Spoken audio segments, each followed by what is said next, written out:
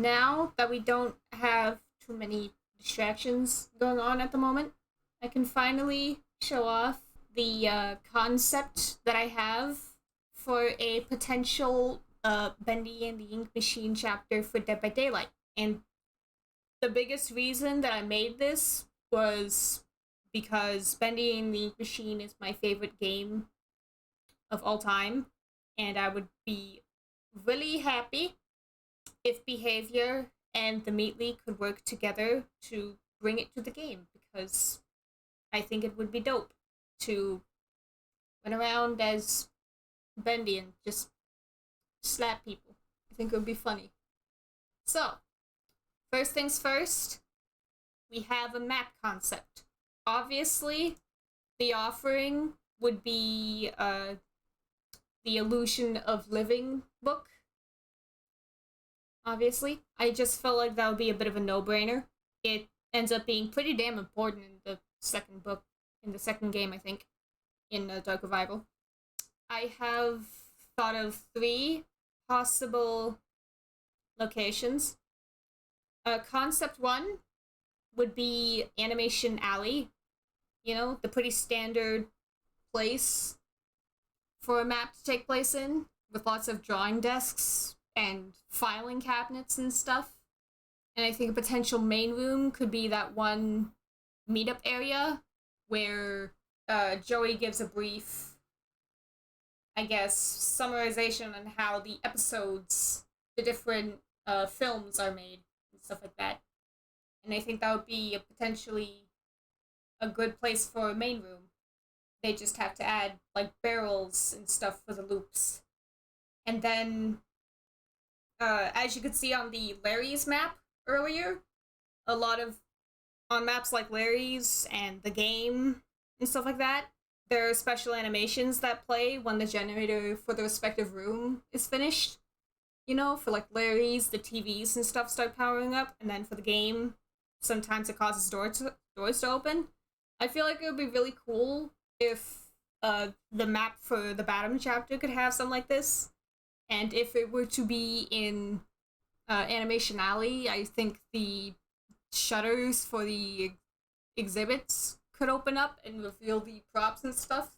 Sort of introduce the players to Carl, in a way. My second concept for a map would be the title would be The Angel's Domain, but it's basically a version of the Chapter 3 area that we get to explore in the first game. You know, with all the machinery and the different places that you have to go to complete the quests for Alice. And I think a good main area could be Heavenly Toys, because, like, you got all these fences and stuff that could already set up for potential loops and stuff. In the Dark Revival version of this area, there are a couple doors that open up, and I think a great potential for the main area could have one of those doors open up for basement. You know, just have basement appear there. And then for the music department, you know, we could have it similar to Animation Alley, but except for drawing desks and stuff like that, there are instruments and music stands peppered throughout the place, along with different recording booths or something like that. I feel like recording booths could be good window vaulting opportunities, similar to the interrogation room on RPD. You know, you could just vault through the window and stuff like that. And then the main location could be the recording studio for the music puzzle in Chapter 2. And obviously the special animation for completing a generator in there would be the projector turning on. And if you wanted a basement location, you know, you could just swap out the door to Sammy's Sanctuary for the basement and stuff like that. Although one thing that I think should not really be included into the base map are the bendy cutouts, because I have a concept of them as the killer's passive, and I think if there were just extra bendy cutouts peppered throughout the map, it would lead to unnecessary confusion and stuff like that. So the size it may be, the bendy cutouts probably shouldn't be included into the base map. But yeah, obviously, the killer would be the Ink Demon, because, like, why the fuck not? He is quite literally the name and face of this whole franchise, so I think it's only fair that he be the main attraction to a BATIM themed chapter. Yeah, here are the base stats. You know, we got the movement speed at 115%, and then we have the terror radius of 24 meters. His passive could be obviously the little bendy cutouts that you see peppered all over the place. I think that would be a pretty cool little passive for him. And basically, how it would work is that there would be 7 that would spawn around the map, and they would each spawn near one of the generators. You know, similar to how the Onvio's TV spawn near a generator or something like that. And they would have an area of effect of about 16 meters. They'd function near the generator, but they'd still do it even after the generator was completed. But basically, the survivors that are within the AoE of the cutout for 20 seconds would receive a 4% penalty to action speed, and the effect of the penalty would stay on them for 5 seconds after they leave the AoE. But if they re-enter the AoE, then it would refresh. Obviously, I'm just gonna read it out of this instead of trying to give it my own spin. Basically, while you're within the AoE, performing a rushed action or failing a skill check will trigger the killer's instinct for 2 seconds. The killer is able to manually trigger a single active cutout from anywhere once every 15 seconds. And when they're activated this way, you know, they're automatically destroyed after use. So basically, yeah, bendy cutouts destroyed this way cannot be manually repaired, and manually activated bendy cutouts will automatically repair themselves after 60 seconds.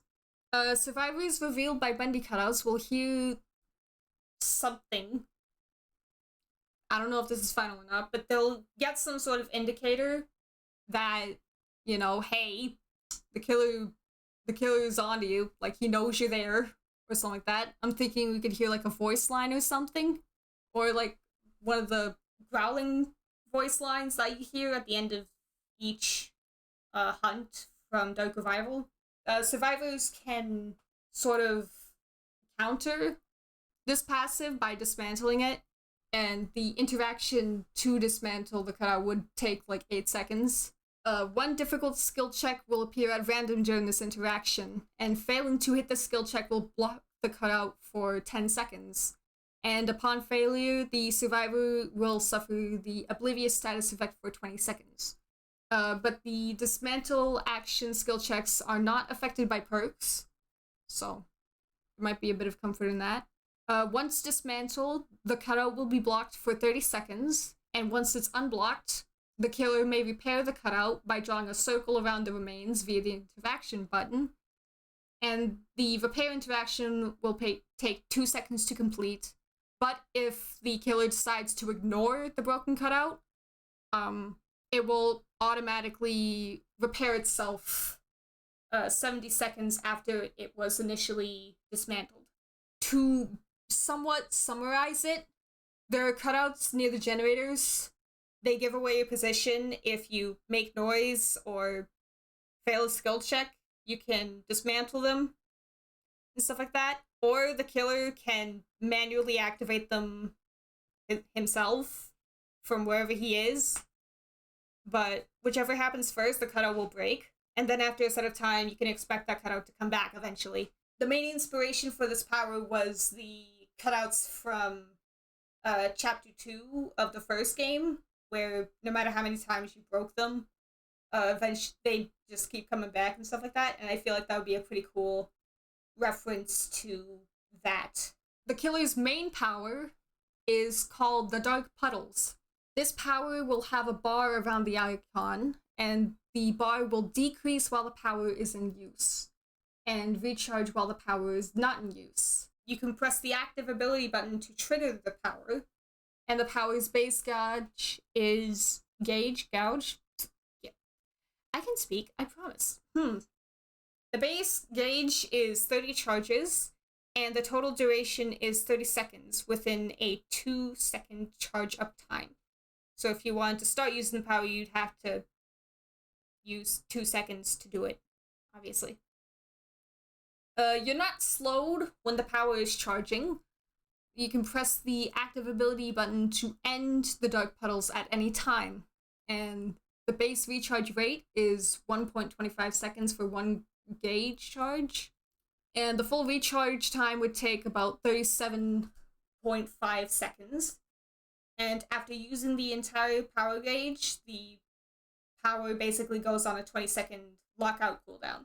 While the power is in use, the Ink Demon will have the Undetectable status effect, and will emit a 20-meter AoE of sepia-tone darkness.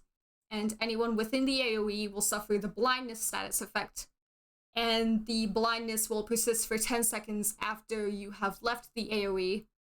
But while you were in the AoE, the screen will slightly darken or something like that. To all survivors outside the Darkness AoE, the Ink Demon and the Darkness AoE will be invisible for the duration that the power is active.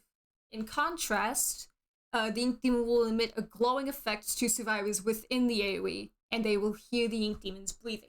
The Ink Demon will see the outline of any survivor outside of the AoE as long as they are within his line of sight, but the outline will disappear once the survivor enters the AoE. Any noise made by the survivor within will be 15% louder and have increased audio range by 4 meters while the power is in use. Noises include breathing, footsteps, generator repair, groans of pains, and healing. Yeah, his power will have a 40-meter lullaby when in use that will play at a consistent volume regardless of how far the survivor is from the killer, and the lullaby will not be heard while within the Dark Puddles AoE range. The first add-on is the Iridescent Destroyed Cutout. So basically what this add-on does is movement speed is increased by 7% while the Dark Puddles is active. The power charge gauge consumption of the Dark Puddles is increased by 2 per charge, and the total duration is now 10 seconds. If you do not have at least 3 charges, the Dark Puddles automatically ends, and this haste effect stacks with other applicable haste effects, and the Dark Puddles cannot be prematurely cancelled and must be fully recharged to activate. Anyway, the second Iridescent add-on is called the Broken Film Reel. It decreases the AoE of the Dark Puddles by 4 meters, it increases the lullaby range by 8 meters, and survivors within the AoE intermittently scream. And this last effect was somewhat debated, but we decided to keep it. The Dark Puddles' total charges is increased by 10. And then when we move on into the purple ones, we have Ink Puddle. When stunned or blinded, it increases all action speed by 10% for 15 seconds. Survivor audio range while the Dark Puddles is active is increased by 4 meters. And then next up we have Toy Train. Increases the number of difficult skill checks by 1. And this is referring to the dismantle action on the cutouts, on the passive. It increases the speed of the skill checks by 10% when a survivor is performing the dismantle action on a bendy cutout. Dismantle skill checks are unaffected by the perks, and this does not affect any other skill check source. It does not stack with colorful drawing either. If both colorful drawing and Toy Train are used together, only the add-on in the first slot will be active. Next up, we have Heidi's Bow. When a survivor successfully dismantles a bendy cutout, you will receive a 3% haste status effect and reduces your terror radius by 4 meters for 15 seconds. This haste effect does not stack with other haste effects. And survivors who successfully dismantle a cutout are afflicted with the Oblivious status effect for 10 seconds. And then for the final purple add-on, we have the Colorful Drawing. It changes the skill check when performing the dismantle action on a bendy cutout from a difficult skill check to a non-stop normal skill check until completion of the dismantle action. And the speed of the dismantle skill checks is increased by 20%. Dismantle skill checks are unaffected by the perks. It does not have great skill checks.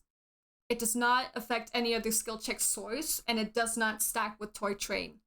And once again, if this was to be used with colorful drawing, the add-on in the first slot would be active.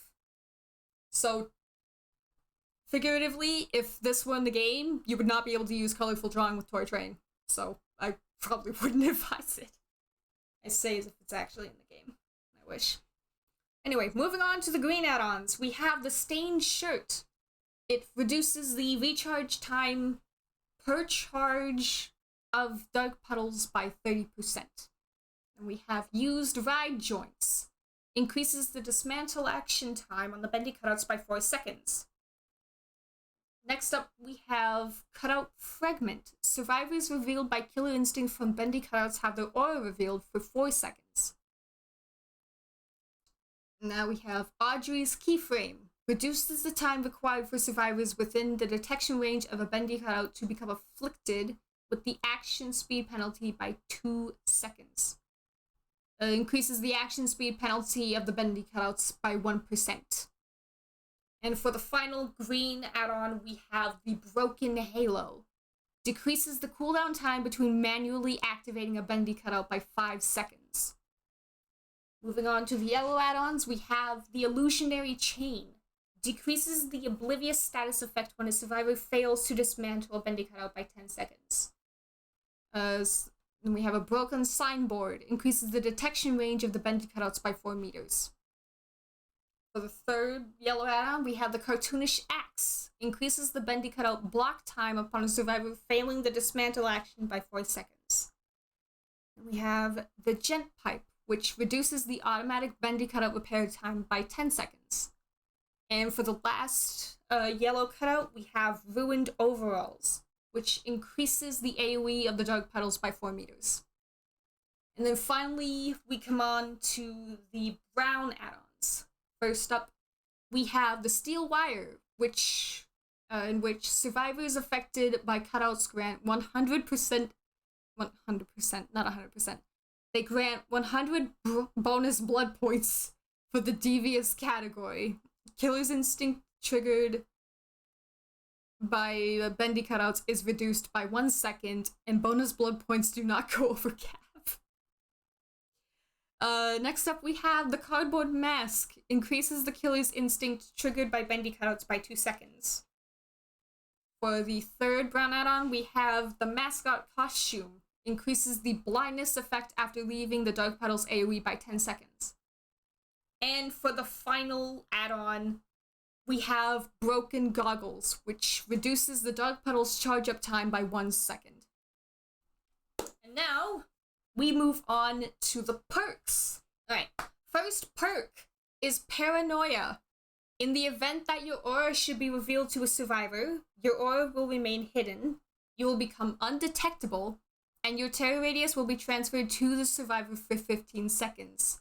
The status effect can only be triggered once every 45 seconds. And then for the second perk, we have Wretched Vandal. When a survivor fully performs a sabotage action while within the killer's terror radius, they scream, revealing their current location for 4 seconds, and become exposed for 45 seconds. And this perk can only be triggered once every 60 seconds. And for the final killer perk, we have Agile Fiend. When a survivor is unhooked while you are 32 meters or more away from the hook, you gain a speed boost of 7% for 5 seconds. I'm not exactly sure what the chances are of us getting a BATIM themed chapter for Dead by Daylight, but I really went all out with designing it, and so I even thought up a concept for a potential Mori. And so this Mori concept is called Tribute to the Dark Puddles. The Mori begins with the survivor being surrounded by darkness. The survivor looks around in a panic as growls and snarls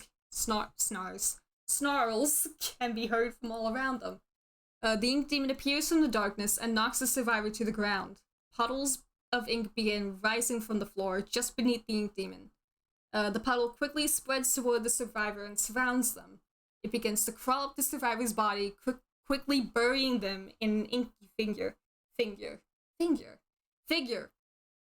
And to end the mori, the ink demon stomps on the ink figure, causing it to explode and leave a black stain on the ground. And that's the killer. I love snarls. I know, aren't they great? And yeah, that is the concept for the killer. But now, we move on to the survivor concept. I was a bit torn as to whether I should go to have Audrey as a survivor or to have Henry as a survivor. But ultimately I decided to go for Audrey because she's my favorite protagonist in the game. Anyway, Audrey's perks. Number 1, we have Banished.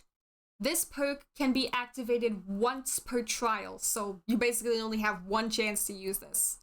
While cleansing a hex totem, you may press the active ability button to disable the hex totem for 10 seconds. The totem must still be cleansed or blessed to be destroyed. Hex totems that are actively under the effects of Banish do not give the killer a visible or audible notification, and the aura of the hex totem disappears, and the perk icon deactivates. And for reference, the default cleanse time is 14 seconds, and the default bless time is 28 seconds. This does not prevent the audio and or visual cue if the totem is fully cleansed or blessed while under this effect. And for her second perk, we have Eye for Detail. While interacting with a generator, chest, or totem, press the active ability button 2 to mark it and reveal its aura to all other survivors for 30 seconds. This perk will deactivate once an interaction is complete on the marked item or the duration ends. And this perk will enter a cooldown of 10 seconds once the perk basically deactivates.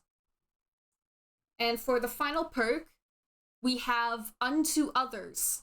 After performing a healing action on another survivor, this perk activates for 70 seconds. If a healing action is performed on you by another survivor, the healing speed is increased by 15%, and survivors that complete a heal action on you will have an increased unhook speed by 25% for 125 seconds. And that's basically Audrey's perks. And now we go on to the part that I had obviously the most fun with. I had the most fun with this part. But we have skin concepts. This has basically probably no effect on the gameplay, but I feel like it would be really cool to have skins for them. Obviously, I don't know if the killer would have skins, but if they were, I basically have these 3 concepts. We have the black and white one, where it's, typically the characters usually get recolors of their base skin, and I think a really cool one would be to just have him in black and white instead of the black and yellow color we're used to from the games. And a potential skin I think would be really cool is one that references a little snippet from his backstory that you learn of. Basically an explanation on how Wilson quote-unquote banished the Ink Demon in Dark Revival. And then we have just a skin of him dressed up in a nice fancy suit, because man's gotta look dapper when he's around slapping people, And then we obviously have skins for Audrey. I feel like it would be a good idea to have her base skin just be her at the start of the game when she's not, trapped in a sepia-tone realm of death and stuff. And then just have the skin be how she appears for the majority of the game while she is in these trapped within the sepia-tone realm, basically. And if they wanted to, I feel like a good opportunity to add more skins to Audrey would be to repeat what they did for the Silent Hill and Resident Evil chapters, and just have different characters as the skins. And I feel like this would be a great, beautiful opportunity to shed some more very much deserved spotlight on the characters from the books. And so these are not the canon designs of the characters. This is basically my guess on how they would appear based on the descriptions that they're giving in the books. which the author doesn't go into too much detail when describing them. The descriptions that these characters are given are pretty vague, so I could be very wrong with how these characters actually look. But I think it would be a very cool opportunity to introduce more people in the BATIM fandom to the books by introducing them to the characters from the books. And going left to right, these characters are Dot, Buddy or Daniel Loic, Constance Gray, Bill or William Chambers, and Brant Morris. Now, the reason this lady doesn't have a last name is because I genuinely don't know what it is. I literally reread the books trying to get the descriptions for them, and I cannot find a single mention of her last name anywhere. Either I wasn't paying attention or it's just not there. But, yeah. That is my, concept for Bendy and the Ink Machine chapter for Dead by Daylight. That's it. And so I'd like to give a shout out to my homie Colvion. He was a big help in writing this. He basically helped me with the balancing because I had a few concepts at first that he saw, but like when he saw them, he was just like, fuck no, this is not going in there, fuck nah. And so he was just a huge help in balancing it. Quick search says her last name is never mentioned. Thank you, Colvion. Rip OG Flow perk? Right? Like, originally Banish wasn't even the first perk concept. I wanted to implement Flow as a perk, but I tried to make Flow a perk in this thing, but I tried to do it in a way that didn't just make it bootleg dead hard before the nerf. No, oh my goodness, version 1 of Agile, it was so bad. So, props to Colvion for helping me with attempting to make a relatively balanced chapter. I really appreciate it, homie. I could not have made this good of a chapter concept without your help, and I really appreciate it. But yes, this is my concept for a Dead by Daylight chapter. And so, if anyone from the Dead by Daylight or the dev team for the Bendy games see this, it's entirely up to you. I can't really tell you what to do, especially because I don't own these licenses. But genuinely, as a fan of both games, please make this a thing. Please, I will literally buy the DLC. I don't care if the killer is ass. I will buy the DLC, please. I am just begging. On my knees, begging. Please and thank you. But yes, thank you for coming to my presentation of the BATIM chapter concept. Play BATIM. Beautiful game.